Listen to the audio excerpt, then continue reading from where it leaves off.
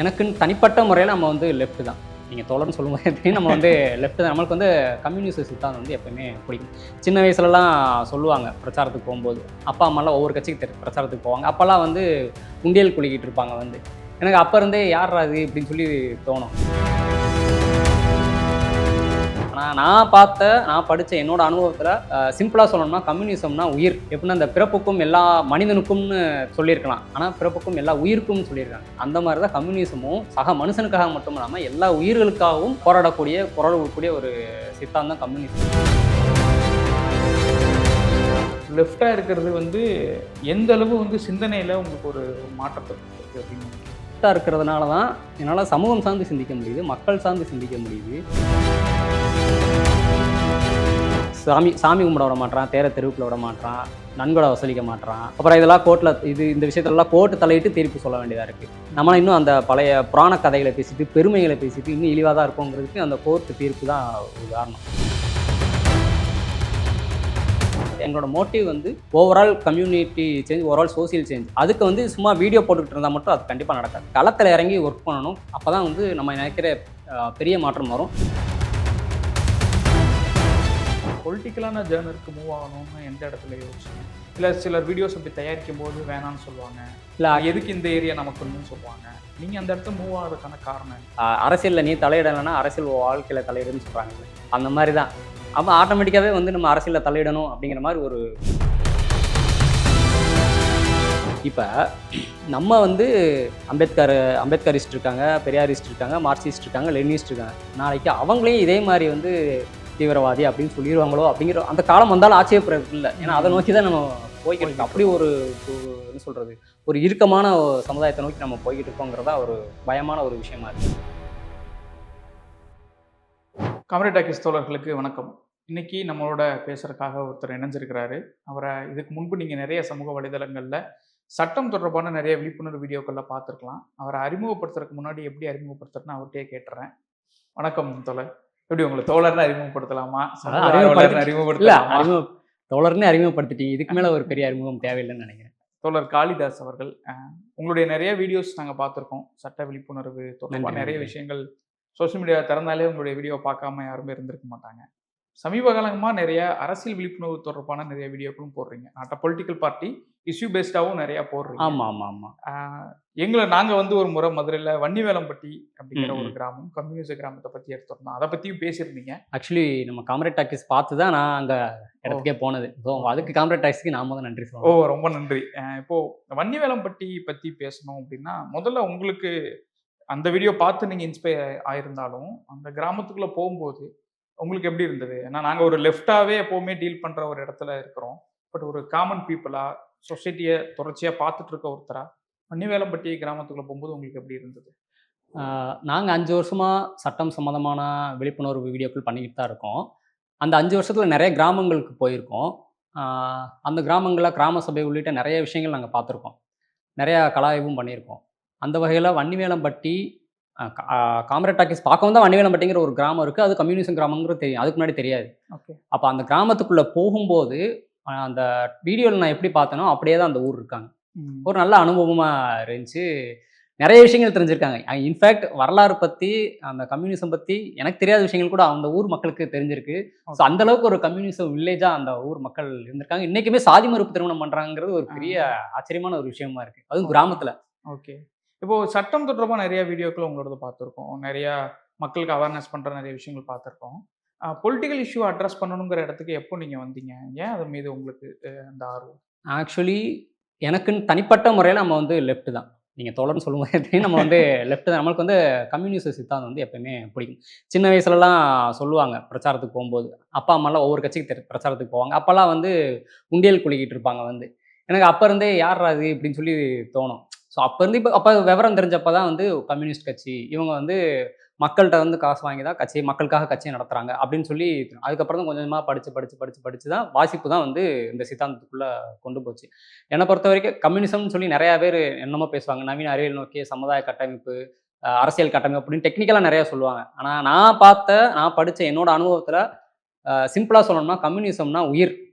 எப்படின்னா அந்த பிறப்புக்கும் எல்லா மனிதனுக்கும்னு சொல்லியிருக்கலாம். ஆனால் பிறப்புக்கும் எல்லா உயிருக்கும் சொல்லியிருக்காங்க. அந்த மாதிரி தான் கம்யூனிசமும் சக மனுஷனுக்காக மட்டும் இல்லாமல் எல்லா உயிர்களுக்காகவும் போராடக்கூடிய குரல் கொடுக்கக்கூடிய ஒரு சித்தாந்தம் கம்யூனிசம். இந்த கம்யூனிசம் வந்து எங்கேருந்து பிறக்குது அப்படின்னா, இவர் தோழர் ராஜமுருகன் சூப்பரா சொல்லியிருப்பாரு. ஓகே. பெத்த அம்மாட்ட இருந்தே கம்யூனிசம் பிறக்குதுங்க. அதாவது 5 குழந்தைங்க இருக்காங்கன்னா, அந்த 5 குழந்தையுமே பெத்த அம்மா வந்து சமமா பார்ப்பா. 5 குழந்தைக்குமே வந்து 5 குழந்தைக்காகவும் வாழ்வா, போராடுவா. ஸோ பெத்த அம்மாட்ட இருந்தே கம்யூனிசம் பொறந்தது. இது வந்து நீங்க வந்து என்ன சொல்றது? வீடியோ பார்க்குறாங்க, கம்யூனிசம் பத்தி பேசுவோம் அப்படிங்கிறதுக்காக நான் பேசுறேன். கம்யூனிஸ்ட் வந்து அப்படி இல்ல. கம்யூனிஸ்ட்காரன் அப்படி இருக்க மாட்டான். உண்மையிலேயே எளிமையா இருப்பான். ஏன்னா, நான் அத பண்ணேன், இத பண்ணேன், நான் அந்த போராட்டம் பண்ணேன், இந்த போராட்டம் பண்ணேன்னு சொல்லவே மாட்டான். எவ்வளவோ விஷயம் பண்ணியிருப்பான், அசால்ட்டா இருப்பான். இவன் தான் இத பண்ணதா அப்படிங்கிற மாரி ரொம்ப எளிமையா இருப்பான். ம். கம்யூனிசம், புரட்சி அப்படின்னு பெருசா வெளிய பேசிக்க மாட்டான். ஆனா நெறைய விஷயங்கள் மக்களுக்காக பண்ணியிருப்பான். கம்யூனிசம்னா உயிர், கம்யூனிஸ்ட்னா ரொம்ப எளிமையானவன். ஓகே. நீங்க சொல்லும்போதுமே ரொம்ப ரொம்ப சந்தோஷமா இருக்கு. அது என்னோட அனுபவத்துல இருந்து நான் சொல்றேன். ஓகே. உங்களுக்கு முதல்ல இதோட அறிமுகம் எங்க ஆரம்பிச்சுச்சு ஆக்சுவலா? எனக்கு வந்து நான் கோயம்புத்தூர்ல அப்ப 5 இயர்ஸ் வந்து ஐடில ஒர்க் பண்ணேன். ஆக்சுவலி ஐடில நான் ஐடி, பிபிஓ. ஓகே. அப்ப வந்து ஒரு தோழர் மூலமா பழக்கம்.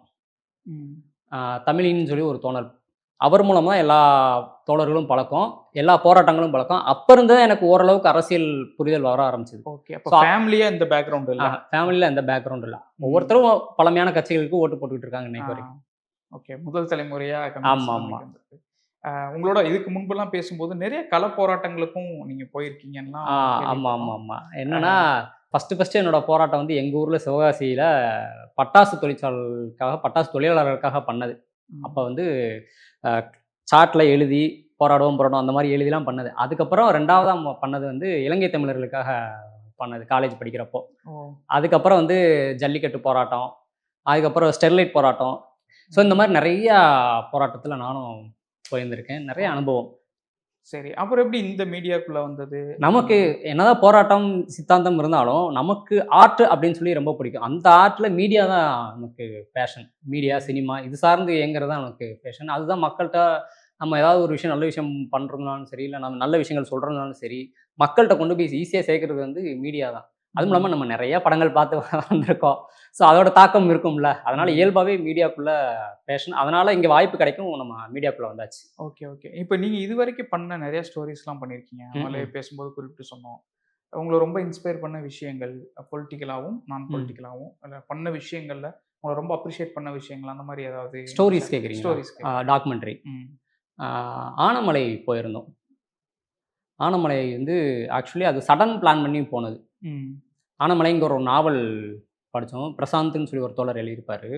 அந்த நாவல படிச்சு பார்த்ததுக்கப்புறம், இது போகலாம் அப்படின்னு சொல்லி இருந்துட்டே வந்தது. திடீர்னு சடனா பிளான் பண்ணி கோயம்புத்தூருக்கு வேற ஷூட் போனோம். ஓகே. அப்ப சடனா பிளான் பண்ணி போனது. அங்க போனதுக்கப்புறம், அந்த ஊர் மக்கள் வந்து சுதந்திரம் வாங்குனதுலேருந்து இன்னும் கரண்டே இல்லாம வாழ்ந்துட்டு இருக்காங்க. இந்தியால பல பகுதிகள் இன்னும் அப்படி இருக்குது. ஆமா. நாங்களும் ஒரு ஸ்டோரி பண்ணியிருந்தோம். ஆ, ஆ. நீலகிரி பக்கத்துல. அங்கேயும் அந்த மக்களுக்கு ஒரு 50 வருஷமா இன்னுமே கூட கரண்ட் இல்ல. ஸோ அந்த பிரச்சனையும் நாங்களும் ஒரு அட்ரஸ் பண்ணியிருந்தோம். இந்த ஸோ மாரி நெறைய பகுதிகள் இருக்கு. அ அ அவங்க வந்து தயவுசெய்து நீங்க மனு எழுதி குடுங்க. நீங்க எல்லாரும் கையெழுத்து போட்டு குடுங்க. நம்ம வந்து தலைமைச் செயலகம் போய் சிஎம் ஆஃபீஸ்லயே போய் குடுப்போம் அப்படின்னு சொல்லி அவங்கள்ட்ட எழுதி கேட்டேன். அதுக்கப்புறம் அவங்க அப்படியே ஃபாலோ பண்றத விட்டுட்டாங்க. ஓகே. அ ஸோ அது ஒரு நல்ல அனுபவம். ம். சரி நான் திரும்ப பேக் டூ கொஸ்டின் ம், போறேன். ம். இப்போ சட்டம் தொடர்பா நெறைய விஷயங்கள் பண்றீங்க. ஏன் சட்டம்னு முதல்ல நீங்க சூஸ் பண்ணும்போது பண்ண ஒரு ஜானரா ஏன் சட்டம் இருந்தது? இல்ல இன்னைக்கு வந்து ரோட்ல போறோம்னா, போலீஸ் புடிக்கிறாங்கன்னா, நம்ம மேல தப்பு இல்லைனாலும், அங்க சட்டம் தான் நம்மள வந்து தீர்மானிக்குது. அப்ப அந்த இடத்துல சட்டம் தெரியலன்னா, போலீஸ்ட்ட நம்ம எதுவுமே பேச முடியாது. சட்டம் தெரிஞ்சு பேசினாலே, "என்ட்டயே சட்டம் பேசுறியான்னு?" கேட்பாங்க. அப்ப சட்டம் தெரியாம கம்முன்னு இருந்தா, நம்மள வந்து ஏறி மிதிச்சு போயிட்டே இருப்பாங்க. இப்படி ஒவ்வொரு விஷயமா இப்படி காலையில எந்திரிச்சதுலருந்து நைட்டு தூங்க போற வரைக்கும் ஒவ்வொரு விஷயமா இருந்தாலும், சட்டம் தான் நம்மளோட வாழ்க்கைய தீர்மானிக்குது. ஸோ ம். இயல்பாவே நமக்கு வந்து அந்த கோயம்புத்தூர்ல இருந்தே அந்த தோழர்களோட சேர்ந்து, சமூகம் சார்ந்து சிந்திக்கிறதுனால, சட்டமும் சேர்ந்து நமக்குள்ள அந்த ஒரு சிந்தனை உருவாயிருச்சு. அதனால சட்டம் சார்ந்து பயணிக்கணும், அத கத்துக்கணும் அப்படின்னு சொல்லி கத்துக்கிட்டாச்சு. இப்போ மீடியால ஒர்க் பண்ற நெறைய பேரு, இப்போ சோசியல் மீடியா வந்த சமயங்கள்ல, நெறைய வியூஸு, கமெண்ட்ஸு, என்கேஜ்மென்ட்டு இந்த மாரிலாம் வேணும்னு நெறைய கன்டென்ட் பண்ணிக்கிட்டே இருக்கிறாங்க. நம்ம வந்து ஒரு எஜுகேஷனல் சம்மந்தமாவும், விழிப்புணர்வு சம்மந்தமாவும் போம்போது, நெறையா விஷயங்கள் ஃபேஸ் பண்ண வேண்டியது இருக்கு. ஒண்ணு வந்து பணமாவும், இன்னொன்னு நம்மளுடைய ரீச்சும் அப்படிங்கிறத சிக்கல்கள்லாம் இருக்கு. இத நீங்க எப்படி பார்க்குறீங்க? ஏன்னா ஆக்டிவா இருக்கிற ஒரு ஆளா? இல்ல இது வந்து எதார்த்தம் தான். நம்ம ம். வந்து பொழுதுபோக்கா போனோம்னா, நல்லாவே சஸ்டெயின் பண்ணலாம். ம். ஆனா நம்ம வந்து இந்த மாரி இன்ஃபர்மேட்டிவா, சோஷியல் இஷ்யூ பத்தி பேசக்கூடிய ஒரு சேனலா போறோம் அப்படின்னா, நம்ம வந்து அது வந்து வியூஸு, லைக்ஸு, கமெண்ட்ஸ் இதெல்லாம் பொருட்படுத்தவே கூடாது. அது வேணும் வியூஸ் வேணும் தான். வியூஸ் வந்தா தான் ரன் பண்ண முடியும். பட் இருந்தாலும் நமக்குன்னு ஒரு எத்திக்ஸ் இருக்குது. ம். ஸோ அந்த எத்திக்ஸோட நம்ம கரெக்டாக வேலை பார்த்துட்டு இருந்தாலே போதும். நம்ம அண்டர்ரேட்டராக இருந்தாலும் சரி, இல்லை வியூஸ் வரலவே இருந்தாலும் சரி, நம்ம வேலையை நம்ம கரெக்டாக போயிட்டே இருந்தாலும் ம். பண்ணிகிட்டே இருந்தோம்னா நம்ம எங்கே போய் சேரணும்னு நினைக்கிறோமோ அதை அந்த வேலை நம்மளை கொண்டு போய் சேர்த்துரும். இப்போ நீங்க பேசும்போது சொன்னீங்க, இந்த பொலிட்டிக்கலா மூவ் ஆனதுக்கு அப்புறம் எல்லாத்துக்கும் ஒரு எத்திக்ஸ் சம்மந்தமா நம்ம பேசினோம். ஒரு வீடியோ கிரியேட்டரா இன்னைக்கு வந்து இதே மாதிரி நிறைய ப்ராடக்ட்டை கொடுக்க வேண்டியது இருக்கு. நிறைய அவங்ககிட்ட அந்த வியூஸை கொண்டு போய் சேர்க்க வேண்டியது இருக்கு. இந்த இடத்துல வந்து ஒரு வீடியோ கிரியேட்டரா தான் மெயின்டைன் பண்ண வேண்டிய எத்திக்ஸ் என்ன? அதே மாதிரி பிஏ லெஃப்டா இருக்கிறது. நீங்க லெஃப்ட்னு உங்களை அடையாளப்படுத்தினீங்க சொல்லும்போது. லெஃப்டா இருக்கிறது வந்து எந்த அளவு வந்து சிந்தனையில உங்களுக்கு ஒரு மாற்றத்தை கொடுத்துருக்கு அப்படின்னு நினைக்கிறீங்க? அதான் லெஃப்டாக இருக்கிறதுனால தான் என்னால் சமூகம் சார்ந்து சிந்திக்க முடியுது, மக்கள் சார்ந்து சிந்திக்க முடியுது. இப்போ ஏதாவது ஒரு விஷயம் பண்ணுறோம் அப்படின்னா நம்ம சொல்லி நிறைய பேர், லட்சக்கணக்கான பேர் நம்புகிறாங்க, நம்பி ஷேர் பண்ணுறாங்க. நம்ம ஒரு விஷயம் சொல்கிறோம்னா அதை வாங்குறாங்க. அப்படிங்கும்போது நம்ம லெஃப்டாக இருக்கிறதுனால தான் மக்களை நம்ம ஏமாற்றக்கூடாது, மக்கள்கிட்ட கரெக்டான விஷயத்தை கொண்டு போய் சேர்க்கணும், நம்ம நம்புகிறாங்க அப்படின்னு சொல்லி மக்களுக்காக நாங்கள் வீடியோ பண்ணுற மாதிரி இருக்கும். எங்களுக்காக நாங்கள் வீடியோ பண்ணல, மக்கள் நினச்சி மக்களுக்காக நாங்கள் வீடியோ பண்ணுற மாதிரி இருக்குது. அதுக்கு வந்து லெஃப்டாக இருக்கிறதுனால அந்த ஒரு இம்பேக்ட் வந்து எங்களுக்கு கிடைக்குது. ஓகே. சக கிரியேட்டர்ஸா உங்களோட இன்னும் உங்க வீடியோஸ் பார்த்துட்டு யாராவது இன்டராக்ட் பண்ணியிருக்காங்களா உங்களோட? அது அது நிறையா பண்ணியிருக்காங்க. எங்கள் சேனலோட எங்களோட வீடியோட மோட்டிவே வந்து ஒரு பெரிய சோசியல் சேஞ்ச், ஒரு கம்யூனிட்டி சேஞ்ச் உருவாக்கணும் தான். ஆனால் இப்போதைக்கு அங்கங்கே ஒரு சிலர் வந்து ரோட்டில் போகும்போது பார்க்கும்போது, இது ரீசெண்டாக ஸ்ரீலங்கா போயிருந்தோம். நாகப்பட்டினம் வரும்போது ஒரு ஹோட்டலில் சாப்பிட்டுக்கிட்டு இருந்தோம். ஓகே. சாப்பிட்டுக்கிட்டு இருக்கும்போது அந்த சர்வர் பரிமாறுவாங்கல்ல, அவங்க வந்து சொல்கிறாங்க, சார் பில் பே பண்ணிட்டாங்க. பே பண்ணிட்டாங்களா? யார் அப்படிங்கிறது? அவர் தான் அப்படிங்கிறது. திரும்பி பார்த்தா சப்ஸ்கிரைபர் ஒருத்தர். ஓ! யாருங்க நீங்கள் அப்படின்னு அவர் வந்து பேசுகிறாரு. நான் இங்கே சாப்பிட ஆரம்பிக்கும் போதே பார்த்துட்டேன், உங்களை டிஸ்டர்ப் பண்ண வேணாம்னு சொன்னேன், ஓகே. அதனால தான் வந்து பே பண்ணிட்டு பேசிக்கலான்னு வந்தேன் அப்படின்னு. ஸோ அந்த அளவுக்கு ஏன்னா அது நம்ம வீடியோ மூலமாக அவரும் பயனடைஞ்சிருக்காரு. இந்த மாதிரி பேங்க் சம்மந்தமாக இப்போ ரெப்போ ரேட்டுன்னு ஒன்று இருக்குது. ம். ஸோ அது மூலமாக பேங்க்கில் போய் கேட்டு அவங்களோட வட்டியை லோனை குறைச்சிருக்காங்க. அதே மாதிரி முதலமைச்சரோட அந்த மருத்துவ காப்பீடு திட்டம் பற்றி வீடியோ போட்டோம். அதை பார்த்து அதன் மூலமாக கார்டு எடுத்து அவங்க அப்பாவுக்கு ஃப்ரீயாக இன்சூரன்ஸ் பண்ணி சர்ஜரி பண்ணியிருக்காங்க, ஆப்ரேஷன் பண்ணியிருக்காங்க. ஸோ இந்த மாதிரி நிறைய வீடியோஸ் இருக்குது. அதன் மூலமாக அங்கங்கே ஒருத்தர் பயனடைகிறாங்க. பட் எங்களோட மோட்டிவ் வந்து overall community change, overall social change. அதுக்கு வந்து சும்மா வீடியோ போட்டுக்கிட்டு இருந்தால் மட்டும் அது கண்டிப்பாக நடக்காது. களத்தில் இறங்கி ஒர்க் பண்ணணும். அப்போ தான் வந்து நம்ம நினைக்கிற பெரிய மாற்றம் வரும். அதுக்குண்டான முயற்சிகளை அடுத்தடுத்து நாங்கள் பண்ணுறதா இருக்கோம், பண்ணுவோம். சூப்பர். அதான் நம்ம வீடியோஸ் பார்த்துட்டு ஒருத்தர் ரெஸ்பாண்ட் பண்ணுறாங்க, அதுக்கு ஏதோ பயனடைகிறாங்கிறதே வந்து ஒரு பெரிய விஷயம். அது ஆக்சுவலாக அது உண்மையிலுமே அந்த கிரியேட்டராக இருக்கிறவங்களுக்கு அது ரொம்ப நல்லாவே புரியும் நினைக்கிறேன். புது கிரியேட்டர்ஸ் நிறைய பேர் வராங்க இன்னைக்கு, கிரவுண்டில் நிறைய பேர் இருக்காங்க. அவங்களோடையும் அவங்களுக்கு நீங்கள் சொல்லணும்னு நினைக்கிற விஷயங்கள் ஏதாவது இருக்கா? இல்லை, புது கிரியேட்டர் அவங்க கிரியேட்டர்னா இப்போ நாங்கள் ஒரு ஃபீல்டு எடுத்திருக்கோம், ஒரு கேட்டகரி எடுத்திருக்கோம். அந்த மாதிரி ஒவ்வொருத்தரும் ஒவ்வொரு கேட்டகரி எடுப்பாங்க. அதில் அவங்க நேர்மையாக இருந்தாலே போதும். அவங்களோட ஆடியன்ஸ் ஒரு சப்ஸ்கிரைபர் இருந்தாலும் சரி, 10 சப்ஸ்கிரைபர் இருந்தாலும் சரி, 1000 சப்ஸ்கிரைபர் இருந்தாலும் சரி, அவங்களோட சப்ஸ்கிரைபர்ஸை அவங்க மதிக்கணும். அதில் அவங்க தொழிலுக்கு, அவங்களோட வேலைக்கு அவங்க நேர்மையாக இருந்தாலே போதும். ஓகே. இப்போ நீங்கள் கிரவுண்டில் போய் நிறைய விஷயங்கள் பண்ணுறேன்னு சொன்னீங்க இல்லையா? அப்போது நீங்கள் போய் பார்த்ததுல உங்களுக்கு ரொம்ப ஷாக்கிங்கான இந்த விஷயம் அப்படின்னா எது சொல்லுவீங்க? எது குறிப்பிட்டு சொல்லுவீங்க? நாங்கள் இது வரைக்கும் போய் அந்த அளவுக்கு ஷாக்கிங்காக இருந்த விஷயங்கள் எதுவுமே இல்லை. ஆனால் இன்னைக்கு நடக்கிற விஷயங்களை பார்க்கும்போது, நிறைய சாதி சார்ந்த விஷயங்கள், சாதி கொடுமைகள் சார்ந்த விஷயங்கள் பார்க்கும்போது ரொம்பவே வேதனையாக இருக்குது. கடைசியாக அந்த வடகாடு சம்பவமாக இருக்கட்டும். இன்றைக்கி என்னென்னா, தமிழ்நாட்டில் பார்த்தீங்கன்னா, கபடியில் ஜெயிச்சா காலை வெட்டுறான், புல்லட் ஓட்டுனா கையை வெட்டுறான். பாதிக்கப்பட்டவங்களை அக்யூஸ்டாக மாற்றுறான். உங்களுக்கே தெரியும். இந்த பாதிக்கப்பட்டவங்களை அக்யூஸ்டாக மாற்றுறது இன்றைக்கி நேரத்தில் கண்ணகி முருகேசன் கேஸ்லேருந்தே நடந்துகிட்டு இருக்கு. சாமி கும்பிட விட மாட்டான், தேரை தெருவுக்குள்ள விட மாட்டான், நன்கொடை வசூலிக்க மாட்டான். அப்புறம் இதெல்லாம் கோர்ட்டில் இந்த விஷயத்துலலாம் கோர்ட்டு தலையிட்டு தீர்ப்பு சொல்ல வேண்டியதாக இருக்குது. நம்மளாம் இன்னும் அந்த பழைய புராண கதைகளை பேசிட்டு, பெருமைகளை பேசிட்டு இன்னும் இழிவாக தான் இருக்குங்கிறதுக்கு அந்த கோர்ட்டு தீர்ப்பு தான் உதாரணம். ஸோ அதுக்கு தான் வந்து அம்பேத்கர் அழகாக சொன்னார், படிங்க, கல்வி ஆயுதம் மாற்றுங்கன்னு. அப்படி கல்வி ஆயுதம் மாற்றி நம்ம ஒரு நல்ல நிலைமைக்கு போயிட்டோம், ஒரு நீதிபதியெல்லாம் ஆகிறோம் அப்படின்னா, கண்டிப்பாக சாதியை வச்சு நடக்கிற கொடுமைகளை அந்த நீதியை வச்சு கண்டிப்பாக அழிக்கலாம். அதுவுமே பார்த்தீங்கன்னா, இன்றைக்கி படிக்கிறதும் சரியாக படிக்க முடியுதா? நவீன தீண்டாமையில் நிறைய எதிர்கொள்ள வேண்டியது இருக்குது. ஸ்கூல்லேருந்து காலேஜ் படிக்கிற வரைக்கும், ஸ்காலர்ஷிப்லேருந்து ரிசர்வேஷனில் சீட் வாங்குற வரைக்கும் ஒரு புரிதலற்ற பேச்சுகள், ரிசர்வேஷன்லாம் எதுக்கு அப்படிங்கிற ஒரு நிறைய நவீன தீண்டாமைகள்லாம் இருக்குது. ரிசர்வேஷன்லாம் எதுக்குன்னு யாராவது உங்கள்கிட்ட நாளைக்கு பேர் ஏதாவது வந்து கேட்டாங்கன்னா, தயவுசெய்து இந்த ஒரு கேள்வியை கேளுங்க. நானும் கண்டிப்பாக கேட்பேன். என்னைக்காவது ஒரு நாளாவது உங்கள் வாழ்க்கையில் பாதிக்கப்பட்ட ஒரு எஸ்சி எஸ்டியாவது நீங்கள் மீட் பண்ணியிருக்கீங்களா அப்படின்னு கேளுங்க. அதுக்கப்புறம் அவங்கள அந்த கேள்வி கேட்க சொல்லுங்க. ஏன்னா அவங்க கூட போய் பார்த்து அவங்க கூட இருந்தால் தான் அந்த வழி தெரியும். அப்போ இன்னைக்கு ரிசர்வேஷன் வந்து இவங்க மட்டும்தான் அனுபவிக்கிறாங்க, நான் வந்து இவ்வளோ மார்க் எடுத்தேன், அவங்க உள்ள போயிட்டாங்க. அப்படிலாம் கம்பேர் பண்றாங்க. ரொம்ப ரொம்ப தப்பு. ரிசர்வேஷன்ங்கிறது எஸ்சி, எஸ்டி வந்து 18% தான். எஸ்சி 18% அதுலயும் 3 அருந்ததியர் போயிருது. 1 வந்து எஸ்சி, எஸ்டிக்கு போயிருது. எஸ்டிக்கு போயிருது. அப்புறம் பிசி 30, எம்பிசி இவங்க தான் அதிகமா வாங்குறாங்க. ஓபிசி தான் அதிகமா வாங்குறாங்க. ம். அப்ப ரிசர்வேஷன ஒழிக்கணுங்கிறது அது வந்து வறுமை ஒழிப்பு திட்டம் கிடையாது. இல்ல. அப்படி நீங்க எக்கனாமிக்கலி பேக்வர்டா இருக்கீங்க, ரொம்ப கஷ்டப்படுறீங்க அப்படின்னா, உங்களுக்கு வறுமை ஒழிப்பு திட்டம் கவர்மெண்ட்ல நெறைய இருக்கு. மேற்கொண்டு நீங்க கேட்கலாம், ஸ்காலர்ஷிப் கேட்கலாம். எவ்வளவோ விஷயங்கள் இருக்கு. அதுக்கு ம். ரிசர்வேஷன ஒழிக்கணும்னு சொன்னா எப்படி? இன்னைக்கு நம்ம எவ்வளோ நியூஸ்ல எவ்வளோ கேள்விப்படுறோம். சுதந்திரம் வாங்கினதுலருந்து 75 வருஷத்துல முதல் இருளர் நீதிபதி, முதல் ஆ பழங்குடியின போலீஸ், முதல் பழங்குடியின நர்ஸ்ன்னு சொல்லி எவ்வளோ கேள்விப்படுறோம். ம். அப்படி இருக்கும்போது பிரசிடென்ட்டே இப்ப தானே வந்திருக்காங்க. 2வது தலித் தலைமை நீதிபதி இப்ப தானே வந்திருக்காங்க. அப்ப ரிசர்வேஷன் கொண்டு வந்து இன்னும் நோக்கம் பாதி கூட நிறைவேறலைல. அப்ப ம். ரிசர்வேஷன் இன்னும் நமக்கு தேவைப்படுதுல்ல. ம். அதே மாரி தமிழ்நாட்டுல அந்த இதுவரைக்கும் நடந்த ஆணவ கொலைகள் சம்மந்தமா நாங்க வீடியோ போட்டிருக்கோம். அது சட்டம்லாம் கொண்டு வரணும் அப்படின்னு சொல்லி. ம். ஆனா தமிழ்நாட்டுல இதுவரைக்கும் நடந்த ஆணவ கொலைகள்ல 7 ஆணவ கொலைகளுக்கு மட்டும் தான் தண்டனை உறுதியாயிருக்கு. ம். ஸோ அதெல்லாம் பார்க்கும்போது என்ன தோணுதுன்னா, தமிழ்நாடு வந்து ஆன்டி பிராமணிக்கல் ஸ்டேட்ன்னு தான் தோணுது. ஆன்டி கேஸ்ட் ஸ்டேட்ன்னு தோணல. அப்படி ஆன்டி கேஸ்ட் ஸ்டேட்டா இருந்துச்சு அப்படின்னா, நேரா புதுக்கோட்டை வேங்கவேலி விஷயத்துக்கு ஏதாவது ஒரு நியாயம் நீங்க கிடைச்சிருக்கும். சொன்ன கண்ணகி முருகேசன் வழக்கு, ஆ. அதுதான் பதிவு செய்யப்பட்ட முதல் வழக்கு. ஆமா, அதுக்கே ஆமா. தீர்ப்பு இப்பதான் நம்ம ஆமா. அதுக்கே வாங்கியிருக்கோம். தீர்ப்பு உறுதியாயிருக்கு. ம். ஸோ இவ்வளோ விஷயங்கள் இருக்கு. இவங்க அதுக்குள்ள வந்து என்ன சொல்றது? இப்பல்லாம் யார் ஜாதி பார்க்குறாங்கன்னு அவ்வளோ ஈஸியா கேட்டுர்றாங்க. ஓகே. இன்னொன்னு நீங்க இலங்கை பயணம் போம்போது அங்க இருந்த நூலகம், அது என்ன ஆ. நூலகம்னு சொல்லி நீங்க சொல்லணும்னு எதிர்பார்க்கிறேன். அது தொடர்பாவும் சில பதிவுகள் எழுதியிருந்தீங்க. இலங்கை பயணத்த பத்தி ஷேர் பண்ணிக்க முடியுமா?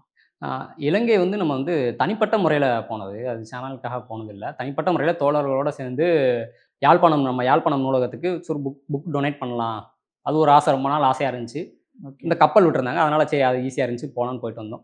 அங்க போய் 2 பேர் வந்து நம்ம சேனல ஐடென்டிஃபை பண்ணாங்க. நம்மள ஐடென்டிஃபை பண்ணாங்க. ஸோ ரொம்ப சந்தோஷமா இருந்துச்சு. நல்ல ரெஸ்பான்ஸும் பண்ணாங்க. அது மாரி கப்பல்ல வரும்போது 2 பேரும் ஐடென்டிஃபை பண்ணாங்க. ரொம்ப சந்தோஷமா இருந்துச்சு. என்னன்னா, இன்னுமே அந்த மக்கள் வந்து அங்க போய் நாங்க பார்க்கும்போது, இன்னுமே அந்த மக்கள் வந்து அந்த ஒரு பதட்டத்தோட தான் ம். இருக்காங்க. ஓகே. இன்னும் அந்த இதுலருந்து முழுசா இன்னும் மீளல. அந்த ஒரு ம். தாக்கம் இன்னுமே இருக்கு. இன்னும் இப்ப ரீசென்ட்டா சுப்ரீம் கோர்ட் கூட ஒரு ரெஃப்யூஜி கேஸ்ல குடியுரிமை வேணும்னு கேட்டதுக்கு, இந்தியா என்ன அகதிகளா? சாரி இந்தியா என்ன அகதிகள் சத்திரமா? தர்ம சத்திரமான்னு தர்ம சத்திரமா? ஏற்கனவே 140 கோடி மக்கள் இருக்காங்க அப்படின்னு சொல்லி. அந்த கேஸ் வேற கேஸ். அதுல அது சொன்னது சரி, தவறுங்கிறது 2வது. அந்த கேஸ் வேற கேஸ். ஏன்னா, அவர் எல்டிடி கூட தொடர்பு வந்து இங்கேருந்து குடியுரிமை கேட்டாருன்னு சொல்லி கேட்குறாங்க. அது கேஸ் வேற. ஆனா, தலைமுறையா 2, 3 தலைமுறையா, 3 தலைமுறையா இங்க அகதிகளா இருக்காங்க. அவங்களுக்கு நம்ம குடியுரிமை குடுக்கலாமே. நம்ம ம். பாகிஸ்தான்லேருந்து, பங்களாதேஷ்லேருந்து, ஆப்கானிஸ்தான்லேருந்து வர இந்துக்களுக்கு மட்டும் தான் நம்ம குடியுரிமை குடுப்போமா? இதுதான் அந்த இடத்துல முரணா இருக்கு. ம். குடியுரிமை சட்டமும் அதுவும் அததானே சொல்லுது. இலங்கை ம். தமிழர்களுக்கான குடியுரிமை எதுவும் உறுதிப்படுத்தாத அளவு தான் அதுவுமே இருக்கு. அதான். அதத்தான் இந்த இடத்துல பதிவு பண்ண வேண்டியதா இருக்கு. ம். நம்ம தலைமுறையா இருக்கிறவங்களுக்கு குடியுரிமை குடுக்க மாட்றாங்க. ஆனா பாகிஸ்தான், பங்களாதேஷ், ஆப்கானிஸ்தான்லேருந்து வர இந்துக்களுக்கு வந்து குடியுரிமை குடுக்குறாங்க. அது எந்த விதத்துல சரின்னு தெரியல. ம். எல்லாத்தையும் ஈக்குவலா ட்ரீட் பண்ணணும்னு தான் நம்ம பேசுறோமே ம். கூட. நீங்க சொல்லும்போதுமே இப்ப நம்ம இது சொன்னோம். இலங்கை தமிழர்கள் பேசுனோம். எஸ்சி கம்யூனிட்டி பத்தி பேசினோம். எஸ்சி அட்ராசிட்டீஸ் பத்தி பேசினோம். அதே தான் இன்னொரு முக்கியமான விஷயம். கண்டிப்பான முறையில நீங்க பேசியிருப்பீங்கன்னு நெனைக்கிறேன். நம்ம காம்ரேட் டாக்கீஸ் சேனல்ல பேசியிருப்பீங்கன்னு நெனைக்கிறேன். ஆப்பரேஷன் ககர் பத்தி கண்டிப்பான முறையில எல்லாருமே சோசியல் மீடியால இன்ஃப்ளூயன்சர் எல்லாருமே கண்டிப்பான முறையில பேசணும். இந்தியாவுல வந்து 705 அ பழங்குடிகள் வந்து இருக்காங்க.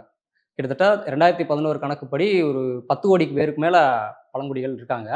சத்தீஸ்கர், ஜார்க்கண்ட், ஒரிசா, மத்திய பிரதேசம் இந்த மாரி வடகிழக்கு மாநிலங்கள்ல பழங்குடிகள் நெறையா இருக்காங்க. சத்தீஸ்கர்ல பார்த்தீங்கன்னா 15% வந்து இந்தியாவுல ஒட்டுமொத்தம் 15% கனிம வளம் மட்டும் சத்தீஸ்கர்ல இருக்கு. வருஷத்துக்கு ம். 30,000 கோடி வருவாய் வரக்கூடிய ஒரு அளவுக்கு கனிம வளம் மிக்க ஒரு மாநிலமா சத்தீஸ்கர் இருக்கு. அங்க வந்து கார்ப்பரேட்டுக்கு வந்து தூக்கி குடுத்துட்டாங்க. ஸோ அவங்க அந்த வளத்த எடுக்கிறதுக்கு இடைஞ்சலா இருக்கிற பழங்குடிகளையும், மாவோயிஸ்ட்டுகளையும் அடிச்சு விரட்டணுங்கிறதுக்காக ம்.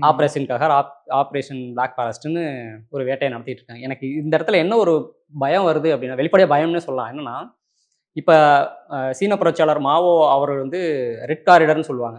மலை பிரதேசங்கள்ல தளங்கள கட்டி இது பண்றது. ஸோ அவரோட பயிற்சி முறைகளையும், அவரோட கொள்கைகளையும் சோசலிச சமத்துவத்த உருவாக்கணும்னு சொல்லி, சமுதாயத்த உருவாக்கணும்னு சொல்லி, அவரோட கொள்கையும் தாங்கி பிடிக்கிறவங்கள தான் இங்க வந்து மாவோயிஸ்ட் அப்படின்னு சொல்லி சொல்றாங்க. இப்ப நம்ம வந்து அம்பேத்கரிஸ்ட் இருக்காங்க, பெரியாரிஸ்ட் இருக்காங்க, மார்க்சிஸ்ட் இருக்காங்க, லெனினிஸ்ட் இருக்காங்க. நாளைக்கு அவங்களையும் இதே மாரி வந்து தீவிரவாதி அப்படின்னு சொல்லிருவாங்களோ அப்படிங்கிற அந்த காலம் வந்தாலும் ஆச்சரியப்படுறதுக்கு இல்ல. ஏன்னா அத ம். நோக்கி தான் நம்ம போய்க்கிட்டு இருக்கோம். அப்படி ஒரு என்ன சொல்றது? ஒரு இறுக்கமான சமுதாயத்த நோக்கி நம்ம போய்க்கிட்டு இருக்கோங்கிறதா ஒரு பயமான ஒரு விஷயமா இருக்கு. அத கொல்லப்பட்ட அவங்களுடைய சடலங்கள கூட அவங்க குடும்பத்தார்ட்ட ஒப்படைக்காம, குடுக்கல. பார்க்கவும் விடல. பார்க்கவும் விடாம ஒரு 6 மாச குழந்தைய கூட கொன்னதா சொல்றாங்க. ம். இப்ப இல்ல காஷ்மீர் விஷயத்துல நீங்க பார்த்தீங்க. பாகிஸ்தான் வந்து சரணடைய ஸ்டேஜுக்கு போயிட்டாங்க. அமெரிக்கா தலையிட்டு போர நிப்பாட்டுனாங்க.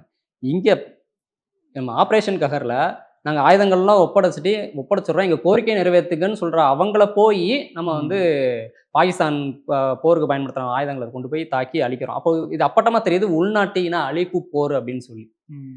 இது வந்து கவர்மெண்ட் என்ன தான் பண்ண போகிறாங்க, அவங்கள என்னன்னே தெரில. நீங்கள் இடையில பேசும்போது ஒரு வார்த்தை சொன்னீங்க, வீடியோ போடுறோம் அதை தாண்டி களத்துக்கு போகணும் அப்படின்னு சொன்னீங்க. ரொம்ப முக்கியமான இதாக எனக்குமே பட்டது. எல்லாரும் ஈக்குவலாக ட்ரீட் பண்ணப்படணும், எல்லாத்துக்குமான நீதியும் உறுதி செய்யப்படணும் அப்படின்னு பேசும்போது குறிப்பிட்டதும் மிக முக்கியமானது. களத்தில் நிறைய போராட்டங்கள் செய்யக்கூடிய சக தோழர்களுக்கும் அவங்களுக்கும் ஒரு உதவியாக நம்முடைய வீடியோஸும் நம்ம பேசுகிற விஷயங்களும் மக்கள்கிட்ட கொண்டு போய் சேர்க்கணும் அப்படிங்கிறது தான்.